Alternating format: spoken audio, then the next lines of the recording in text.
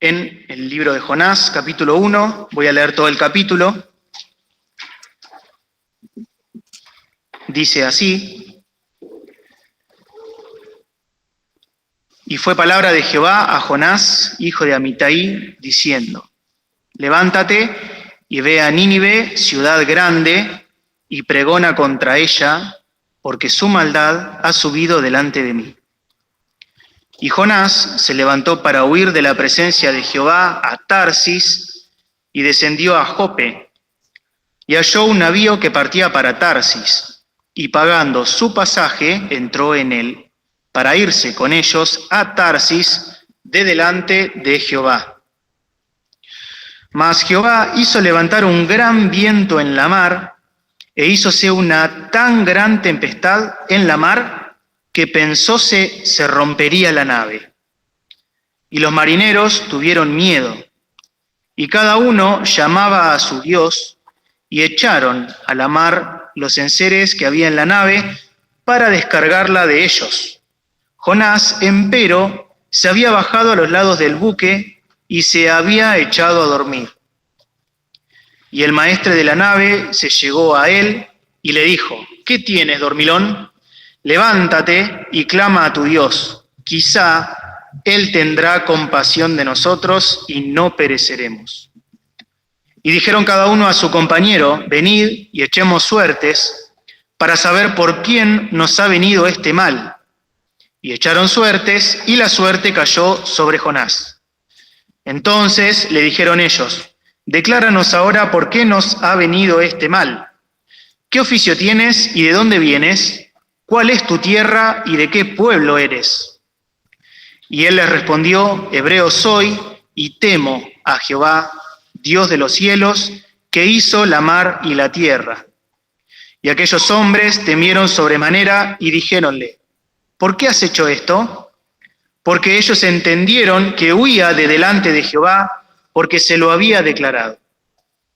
Y dijéronle: ¿Qué te haremos para que la mar se nos quiete? Porque la mar iba a más y se embravecía. Y él les respondió: Tomadme y echadme a la mar, y la mar se os quietará, porque yo sé que por mí ha venido esta grande tempestad sobre vosotros. Y aquellos hombres trabajaron por tornar la nave a tierra, mas no pudieron, porque la mar iba a más y se embravecía sobre ellos.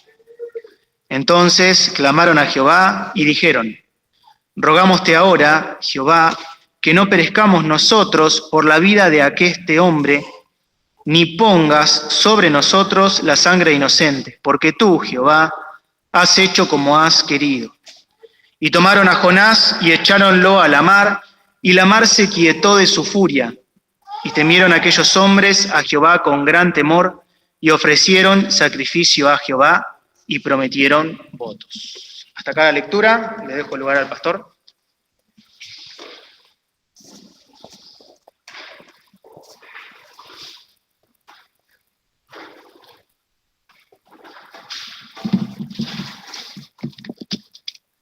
Buenas noches, hermanos y amigos.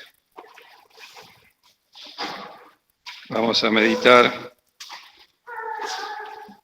en esta palabra tan preciosa que es conocida para muchos de nosotros, la historia de Jonás, de profeta de Dios, una historia que aún los que no conocen la Biblia saben de ella, y también las corrientes racionalistas de pensamiento bíblico lo niegan por el hecho de que es una cosa que pareciese una fábula, ¿no? Pero realmente, si los que conocemos al Dios verdadero que hizo los cielos y la tierra, este Dios puede hacer cualquier cosa.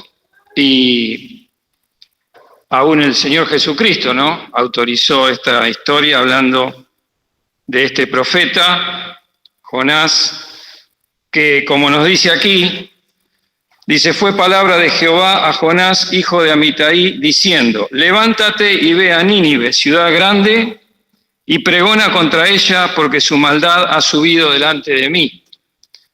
Podemos decir que en ese tiempo, hace 800 años aproximadamente, estaba el imperio asirio, un imperio el más poderoso de la tierra, y esa ciudad Nínive era su capital.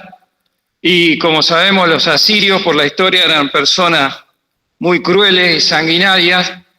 Y podemos ver acá lo que dice, ¿no? Le dice Dios que la maldad de Nínive ha subido delante de mí. Así que podemos imaginar a esa gente terriblemente malvada, idólatra. Pero sin embargo también podemos ver a este Dios que es poderoso y que es amor, que aún a esa gente, que nosotros podemos decir qué gente, qué maldad, ¿no? Dice, su maldad ha subido delante de mí. Y manda un profeta para que esa gente se arrepienta. Es decir, que no hay maldad que Dios no pueda perdonar y que no vea. Y parece extraña la historia del principio, y más que nada le pareció a Jonás, un profeta de Dios que estaba acostumbrado a profetizar al pueblo de Dios, porque los profetas eran aquellos que declaraban la voluntad de Dios al pueblo de Israel, que era el pueblo elegido de Dios para manifestarse al mundo.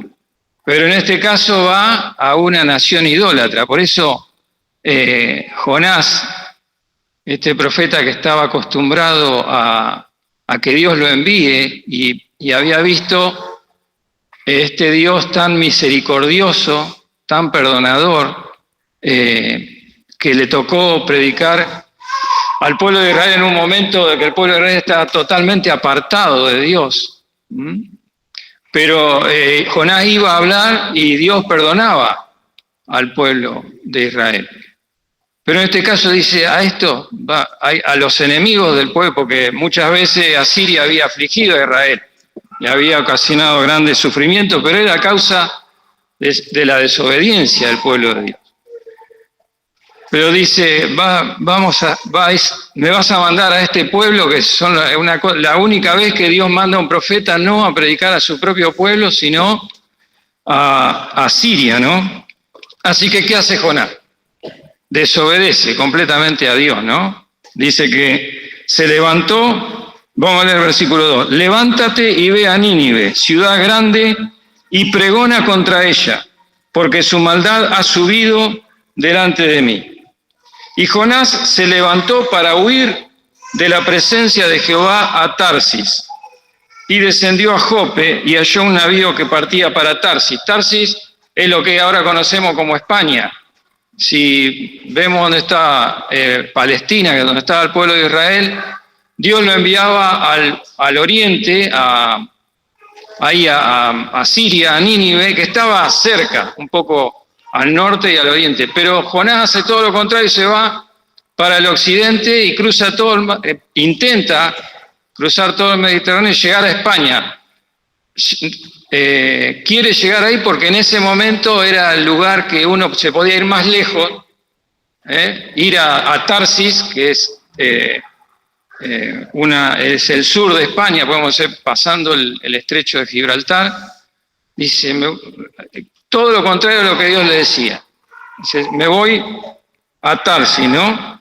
Se levantó para huir de la presencia de Jehová, como si Dios no lo podría ver y hablarle en cualquier lugar del mundo, ¿no? Si leemos el Salmo 139, 7 y 8, ahí dice David, ¿a dónde me iré de tu espíritu y a dónde huiré de tu presencia? Si subiere a los cielos, allí estás tú, y si en el abismo hiciere mi estrado, he allí tú estás. Dios ve todo, absolutamente todo, ve nuestros corazones, ve las personas, ve toda la maldad y toda la predisposición de una persona para acercarse a Dios. Pero vemos este profeta de Dios, un hombre que conocía a Dios. Sin embargo, cuando decide desobedecer a Dios, se le quita toda luz espiritual, porque no puede huir de la presencia de Dios. Sin embargo, hace eso, ¿no? Se va de la presencia de Dios. Y podemos decir, bueno, la causa era un trabajo peligroso, humanamente hablando, lo que Jonás tenía que hacer. Tenía que ir a una ciudad tremenda, de tremenda maldad, la ciudad más grande que había, y un profeta del pueblo de Israel. Seguramente que lo menos que le podía pasar sería que se burlen de él y lo podían matar en cualquier momento. Pero Dios lo mandaba. Eso también es una cosa que nosotros tenemos que aprender, seamos hijos de Dios o no. Cuando Dios nos muestra su palabra y nosotros entendemos, tenemos que obedecer, más allá de las razones que nosotros ponemos, como ponía este profeta.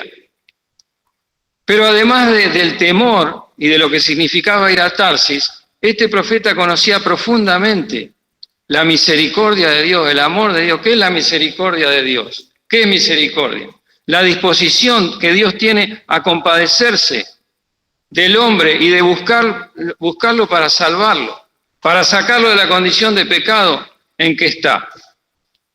Y Jonás conocía profundamente cómo era enviado al pueblo de Israel y este pueblo merecía todo castigo, porque estaba totalmente apartado de Dios. Sin embargo, Dios lo perdonaba y lo bendecía.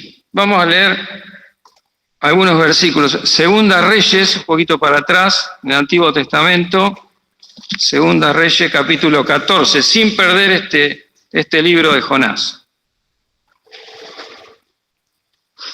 Segunda Reyes 14, 23, la página 410 del Antiguo Testamento.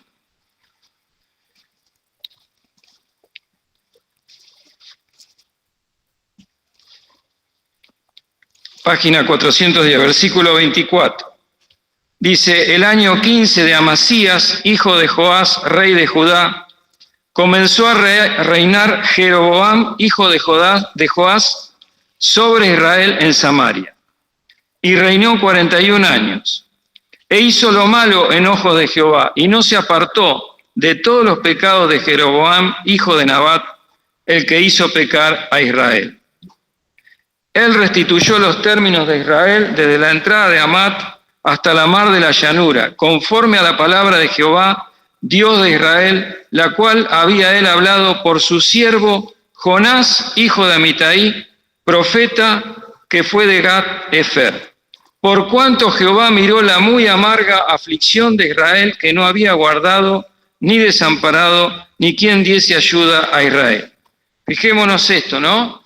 Reina Josafat, el segundo Josafat, ¿no? El primero era sumamente malvado, hizo pecar mucho a Israel, pero ahora viene otro Josafat, después de otros reyes que pasan, y también hacen lo malo, se rebelan contra Dios.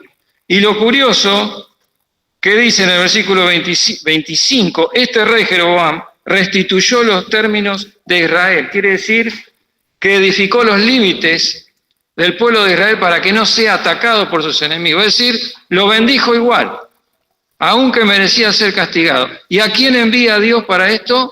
A Jonás. Manda a Jonás. ¿Por qué? Versículo 26. Por cuanto Jehová miró la muy amarga de aflicción de Israel. Y fíjense el versículo 27. Y Jehová no había determinado raer el nombre de Israel de debajo del cielo. Por tanto, lo salvó por mano de Jeroboam, hijo de Joás. ¿Por qué no los quería consumir, castigar de todo? Porque era el pueblo elegido de Dios. Y Dios al que elige le cambia el corazón y lo salva. Y lo hace una nueva persona. Esto es una figura de eso, porque es en el Antiguo Testamento. Pero este pueblo que merecía ser castigado, le manda un profeta a Jonás y lo bendice. Por eso Jonás conocía profundamente la misericordia de Dios, el amor de Dios. Dice el Salmo 103, no nos ha pagado conforme a nuestras iniquidades y a nuestros pecados, sino como son más altos los cielos que la tierra, engrandeció su misericordia sobre los que le temen, dice.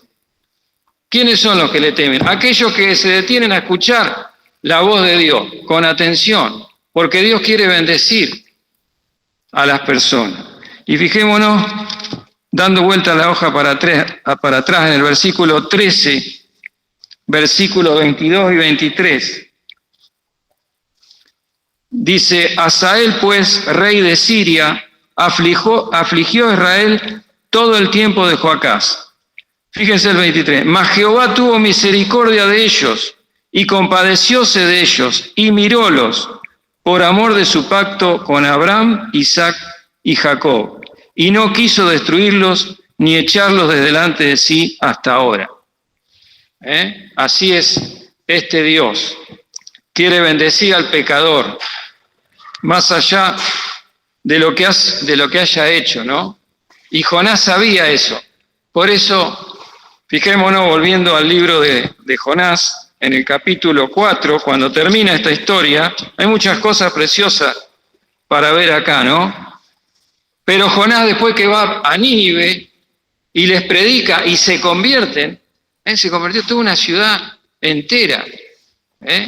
Jonás, lo más extraño es que sigue enojado con Dios.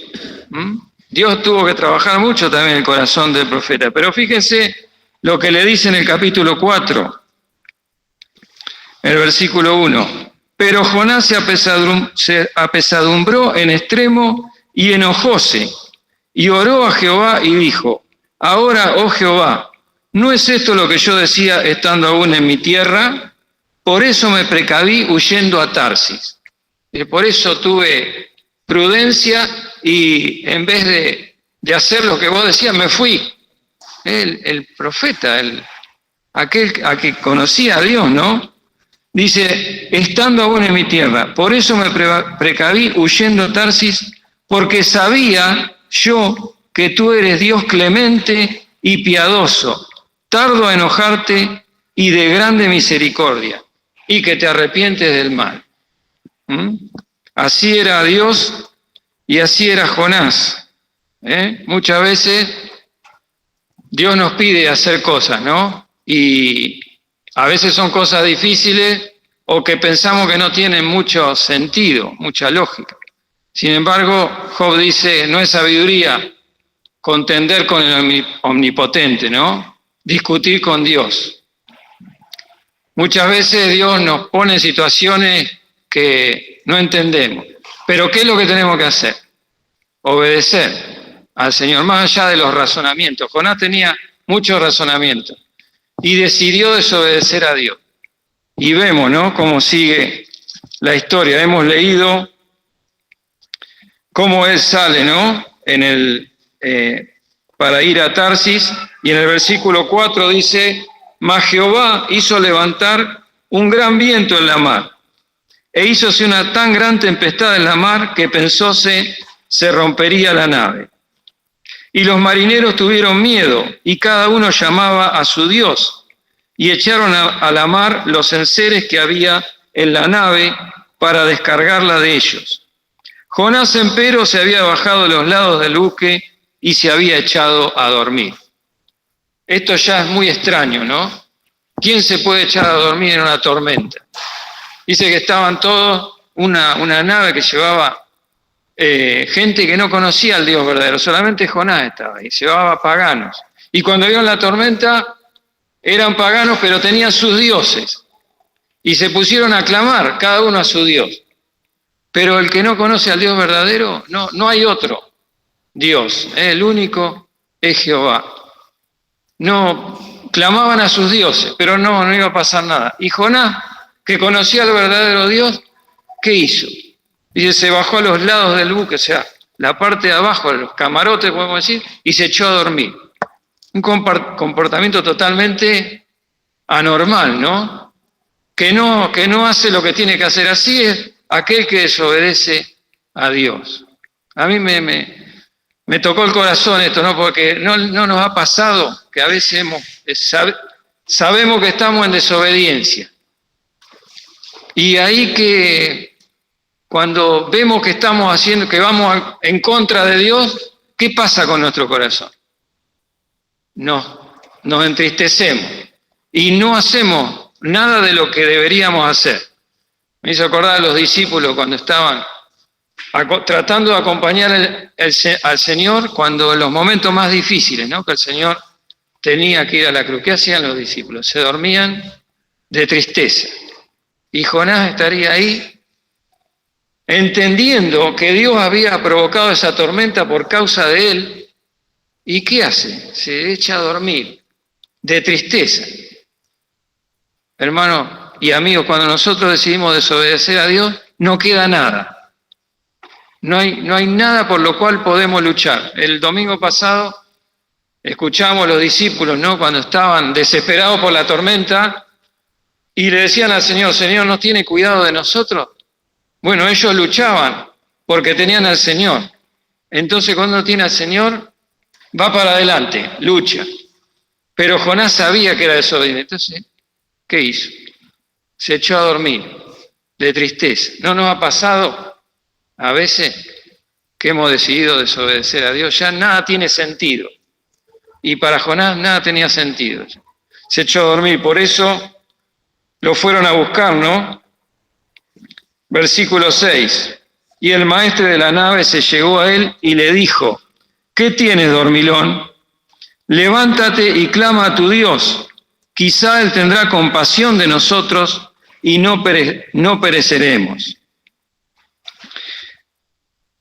Y dijo, venid, y dijeron cada uno a su compañero, venid y echemos suertes para saber por quién nos ha venido este mal. Y echaron suertes, y la suerte cayó sobre Jonás. Entonces le dijeron ellos, decláranos ahora por qué nos ha venido este mal. ¿Qué oficio tienes y de dónde vienes? ¿Cuál es tu tierra y de qué pueblo eres? Y él le respondió, hebreo soy y temo a Jehová, Dios de los cielos, que hizo la mar y la tierra. Qué tremendo, ¿no? Podemos decir que en la cubierta de la nave había una reunión de oración, porque todos estaban clamando a su Dios, ¿no? Pero el del verdadero Dios estaba abajo, durmiendo. Y echaron suerte en un método antiguo que había en el que aún así Dios podía hablar. Y dice, la suerte cayó sobre Jonás, lo fueron a buscar, ¿no? Y él se da a conocer, ¿no? Hebreo soy, del Dios verdadero, del Dios de los cielos. Y aquellos hombres temieron en gran manera. Encima era un profeta de Dios, del Dios verdadero. Dice, ¿por qué versículo 10, y dijéronle, ¿por qué has hecho esto? Porque ellos entendieron que huía de delante de Jehová, porque se lo había declarado. Y dijéronle, ¿qué te haremos para que la mar se nos quiete? Porque la mar iba a más y se embravecía. Y él le respondió, tomadme y echadme a la mar, y la mar se os aquietará. Acá ya vemos cómo estaba el corazón de Jonás, ¿no? Dice, echadme a la mar. Sabía que por causa de él toda esa gente estaba sufriendo, pero Dios tenía propósitos más altos, aún para esos que estaban ahí que no conocían al Dios verdadero. Jonás tenía una tormenta en su corazón. Había una tormenta, ¿no? Era terrible. Pero Jonás tenía una tormenta en su corazón que no era la otra tormenta no era nada al lado de lo que él estaba experimentando. Sabía que había sido rebelde a su Dios y estaba luchando una batalla en su corazón. Así es también la persona que se acerca a Dios con una necesidad y tal vez tiene 1000 problemas afuera. O tal vez esas necesidades lo han hecho acercarse a Dios. Y dice, ¿pero qué voy a hacer? Vengo a buscar a Dios porque necesito que Dios me ayude. Pero Dios tiene que solucionar primero lo de adentro, la tormenta de adentro. Que Dios quiere darse a conocer, pero el hombre no entiende. Y Jonás entendía, sin embargo fue rebelde, porque así es el corazón del hombre, así somos todos nosotros. Nos cuesta obedecer a Dios. Pero él sabía que iba en contra totalmente de la voluntad de decir, echadme a la mar. Así, los que somos hijos de Dios, así nos pasa cuando decidimos y nos damos cuenta que enfrentamos a nuestro Padre Celestial, ¿no?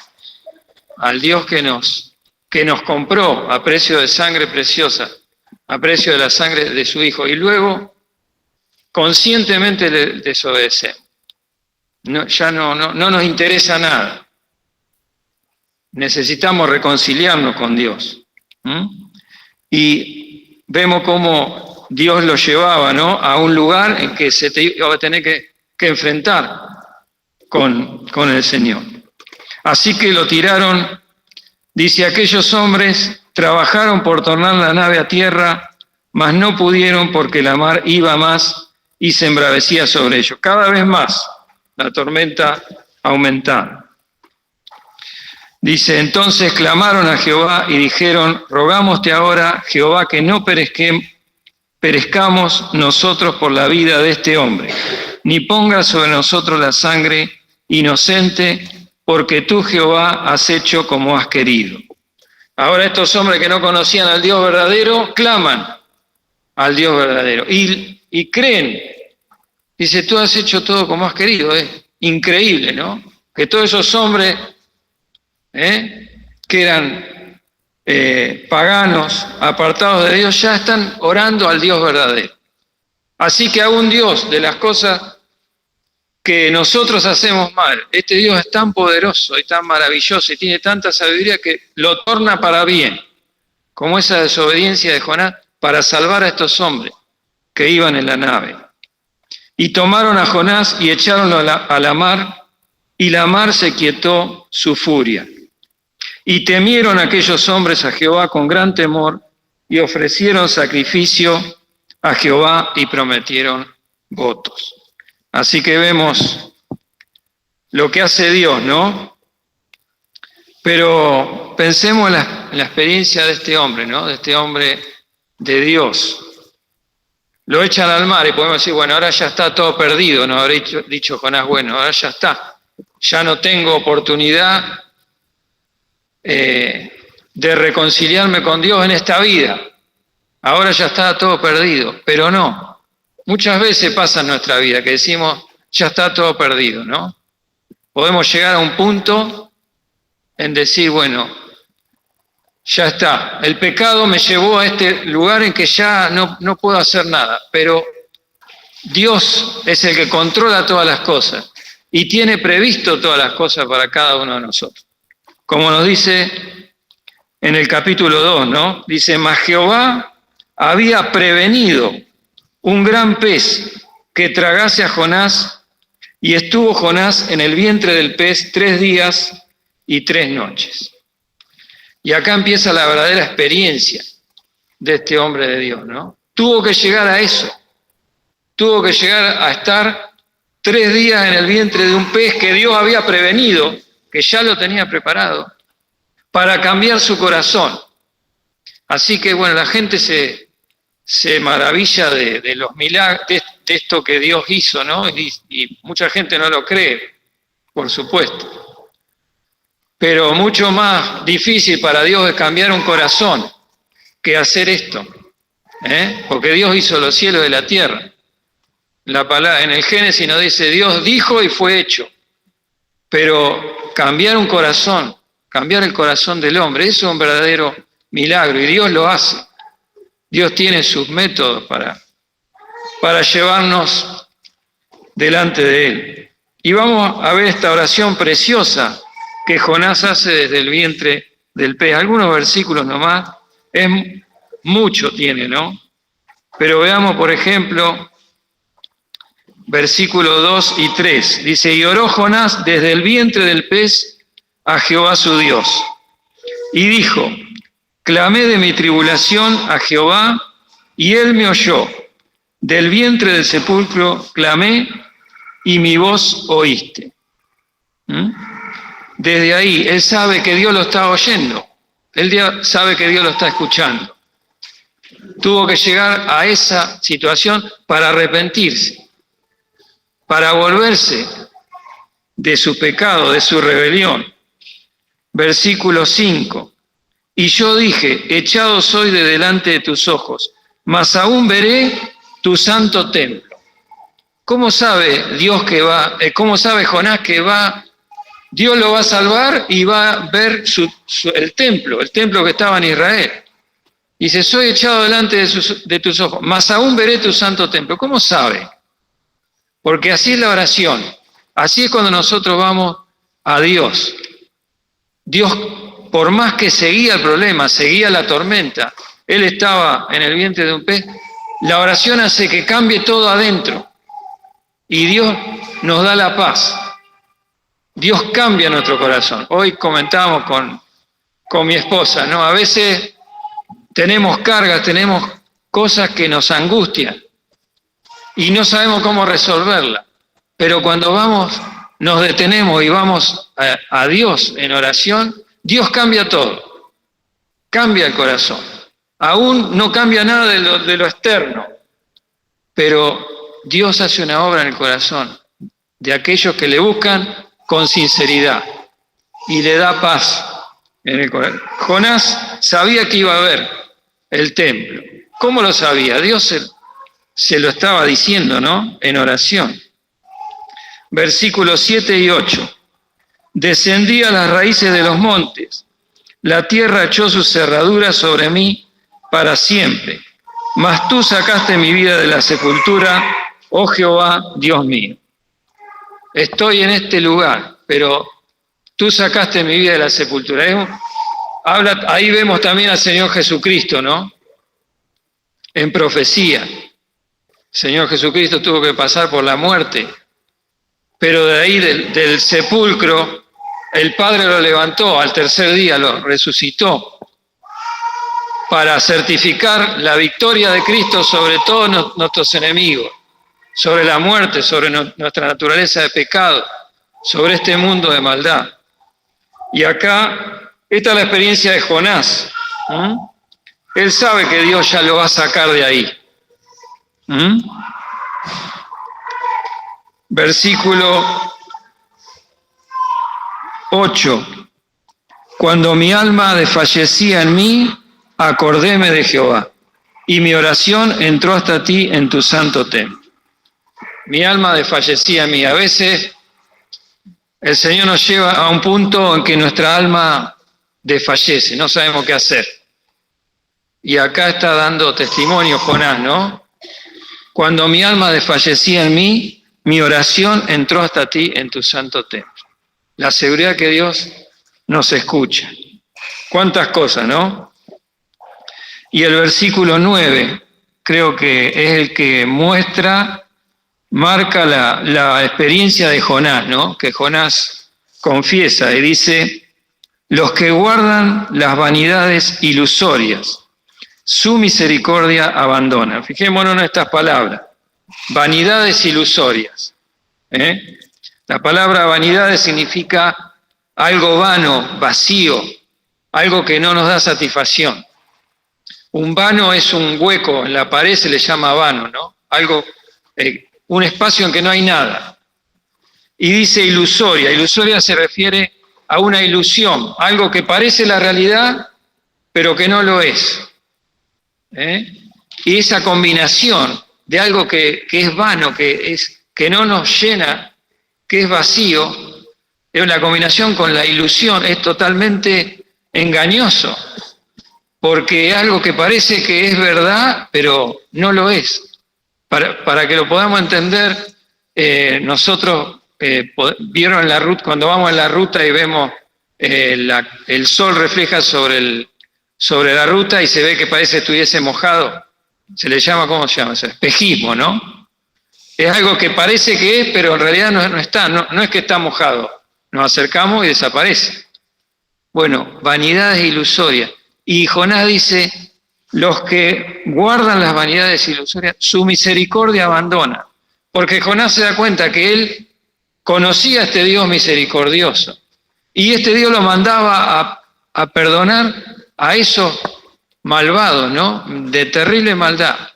Y él dice: pero voy a ir, mi vida va a estar en peligro, y después de todo lo que me pase, vos lo vas a perdonar.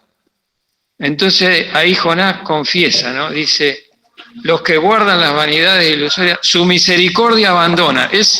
Reconoce ahí que había abandonado al Dios misericordioso, al Dios que le amaba y que lo enviaba a tener misericordia de esa gente.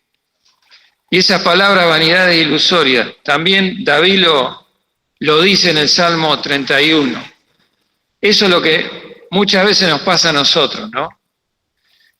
Nos parece que Dios nos está hablando o nos parece que tenemos que hacer determinada cosa. Y el especialista en las vanidades ilusorias es el diablo, el príncipe de este mundo, el príncipe de las tinieblas, que se transfigura en ángel de luz. Nos muestra una cosa y nos parece que ahí eso es lo mejor, o que ahí está Dios. Y son vanidades que nos parece que es la verdad. Pero ¿cuál es la verdad? ¿Cuál es la única verdad? La palabra de Dios, lo que Dios nos dice. Por eso Jonás ahí se arrepiente, ¿no?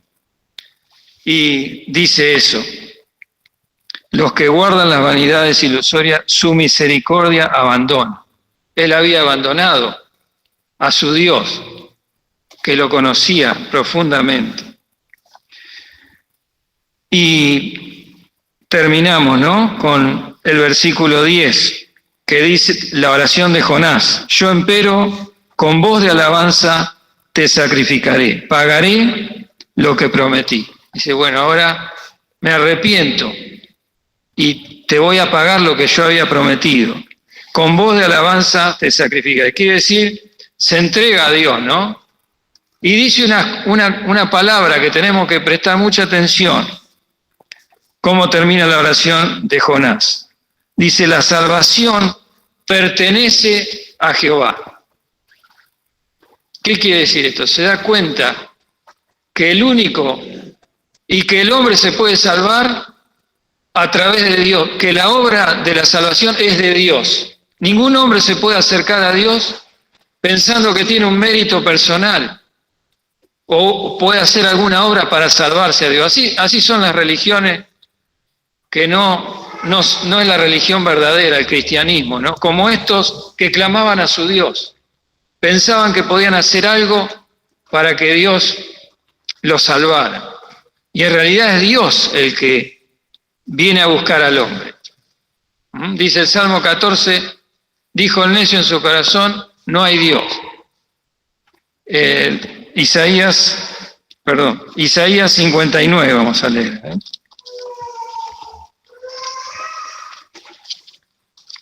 Isaías capítulo 59.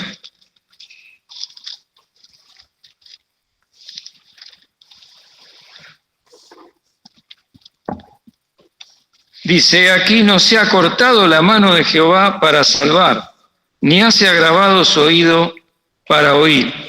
Quiere decir que Dios está buscando al hombre para salvarlo. Y su oído está atento para escuchar la oración. Pero dice, más vuestras iniquidades han hecho división entre vosotros y vuestro Dios. Y vuestros pecados han hecho ocultar su rostro de vosotros para no oír.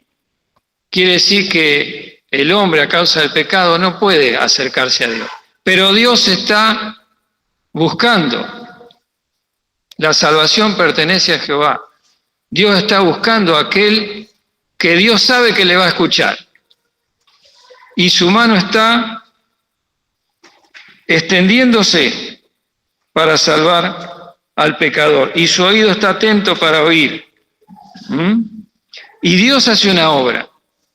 Dios desciende, Dios viene a buscar al pecador. Ninguno puede acercarse a Dios, pero Dios nos busca. La salvación pertenece a Jehová. Dios envió a su Hijo, hizo una obra de amor para que todo aquel que en él cree no se pierda, mas tenga vida eterna. Y no solamente hizo la obra esa, que es la obra más portentosa y de amor más grande que ha hecho Dios. De tal manera amó Dios al mundo que ha dado a su Hijo unigénito, para que todo aquel que cree no se pierda, mas tenga vida eterna. Pero no solamente eso, sino que busca al alma para que le escuche. Por eso, todo lo que estamos aquí debemos entender que si estamos aquí porque Dios ha hecho una obra, nos ha puesto en determinada situación para que nosotros escuchemos la voz de Dios. Así que esto es lo que termina la oración de Jonás de esa manera, ¿no? La salvación pertenece a Jehová. Y después dice, y mandó Jehová al pez y vomitó a Jonás en tierra. Ya ahí ya estaba, ¿no?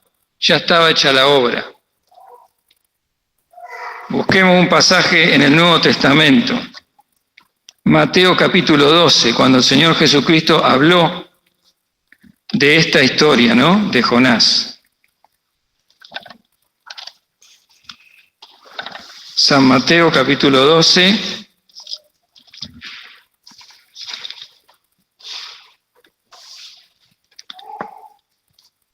Versículo 38, la página 18 del Nuevo Testamento. El Señor aquí hablándole a los fariseos, ¿no? Los religiosos de su época, que eran hipócritas, ¿no? Hipócritas. Rechazaban a Cristo y creían que con su religión iban a acercarse a Dios, pero no tenían eso en su corazón. Rechazaban al Señor Jesucristo. Y el Señor les hablaba del corazón, ¿no? De cómo estaba su corazón. Entonces dice, respondieron algunos de los escribas y los fariseos diciendo, Maestro, deseamos ver de ti señal. Ellos querían, ya habían visto muchas señales, pero rechazaban la palabra de Cristo, ¿no? Y el Señor les dice, y él respondió y les dijo, la generación mala y adulterina demanda señal, mas señal no les será dada, sino la señal de Jonás profeta. Él le habla a este profeta y le dice, porque como estuvo Jonás en el vientre de la ballena 3 días y 3 noches, así estará el Hijo del Hombre en el corazón de la tierra 3 días y 3 noches. Los hombres de Nínive se levantarán en el juicio con esta generación y la condenarán, porque ellos se arrepintieron a la predicación de Jonás. Y aquí más que Jonás en este lugar. Así que el Señor Jesucristo cuenta esa historia, ¿no? Y cuenta que los de Nínive, como dice ahí en el libro de Jonás, se arrepintieron a la predicación de Jonás. Y estos querían ver señal, ¿para qué? Ya el Señor le había mostrado muchas señales, pero no querían creer, porque cuando el corazón se endurece, no quiere creer a la voz de Dios, que llama, ¿no? Con amor. Y acá el Señor le habla de Jonás y le dice, no le voy a dar ninguna señal, sino la señal de Jonás profeta. Y habla de su hijo, ¿no? Aquel que iba a dar su vida en la cruz. Porque como estuvo 3 días, como Jonás en el vientre de la ballena, 3 días y 3 noches, así estará el Hijo del Hombre en el corazón de la tierra. 3 días y 3 noches. Ellos se arrepintieron a la predicación de Jonás. Y el Señor le dice, he aquí más que Jonás en este lugar. Ahí estaba el Señor Jesucristo. Y nosotros podemos decir, ahora acá, sabiendo que la palabra de Dios nos dice que cuando hay 2 o 3 congregados en su nombre, así estoy yo en medio de ellos. Cada vez que se predica el Evangelio y nos congregamos, el Señor Jesús está acá.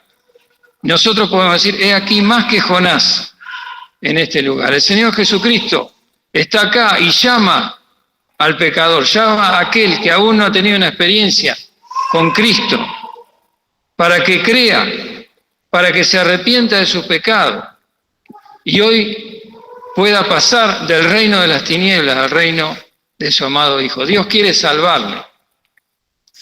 Si hay alguno acá que todavía no ha tenido la experiencia de salvación, el Señor nos dice, he aquí más que Jonás en este lugar. Aquí está el Señor Jesús llamando. ¿Alguno le querrá aceptar en el corazón? ¿Alguno le querrá decir, Señor, yo también? Entiendo que soy un pecador, que he pecado, porque la palabra de Dios dice que todos somos pecadores y estamos destituidos de la gloria de Dios. Si no aceptamos a Cristo, estamos condenados. Y Dios ha hecho una obra hoy aquí en todo lo que estamos acá, que estamos acá porque Dios nos quiere hablar. He aquí más que Jonás en este lugar. ¿Creerás en la obra de Cristo? En el amor de Dios que tuvo que mandar a su Hijo para salvar al hombre. Este Dios que pudo hacer cualquier cosa, ¿no es cierto? Pero lo que más le costó fue la salvación del hombre. tener que enviar a su Hijo, al Hijo de Dios eterno que estaba en la gloria. Su Hijo se tuvo que hacer como uno de nosotros, como una persona. Y hallado en la condición como hombre, se humilló hasta la muerte y muerte de cruz. Ahí estaba el Señor Jesús, ¿no? Predicándole a estos fariseos incrédulos. He aquí más que Jonás en este lugar. Quiere el Señor, si alguno que está acá todavía no ha dado ese paso de fe, que le diga al Señor: Señor, creo en ti como mi Salvador, me arrepiento de mis pecados. Y pensar en esa señal que Dios nos da, ¿no?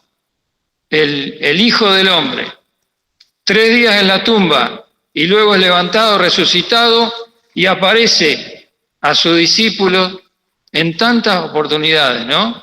Y quedó registrado en la palabra para que nosotros también entendamos la obra de victoria completa de Cristo en la cruz, de nuestros pecados, del mundo que está puesto en maldad, del príncipe de este mundo que es Satanás. Todos fueron vencidos y la certificación es Cristo resucitado, Cristo que vuelve de la muerte, la señal por la cual no podemos dejar de creer en aquel que nos amó. El Señor Jesucristo se apareció resucitado, mostrándole a sus discípulos las marcas de la cruz, las marcas de la victoria sobre todos nuestros pecados. Quiera el Señor que nadie se vaya esta noche sin decirle al Señor: Señor, yo también creo en ti, entiendo que diste tu vida por mí, me amaste de tal manera que te entregaste la cruz. He aquí más que Jonás en este lugar, que crea en Cristo. Y para nosotros también, los que ya somos hijos de Dios, ¿no? Pensar en la experiencia de este profeta que conocía el amor de Dios, sin embargo decidió desobedecerle, ¿no? Puso sus razones delante de la palabra de Dios. ¿Cuántas veces nos puede pasar, no? Que cuando el Señor nos manda algo empezamos a razonar, a pensar, y el Señor, los pensamientos del Señor son más altos que los nuestros, como son más altos los cielos que la tierra, dice el Señor. Que tengamos la fe para obedecerle, creyendo en precisión como el Señor nos da su palabra, y el Señor nos va a bendecir. Lo bendijo a Jonás igual, ¿no? Pero ¿cuánto tuvo que sufrir? Todo ese tiempo, ¿no? Gracias al Señor por este Dios misericordioso y piadoso que tenemos. Que el Señor nos bendiga.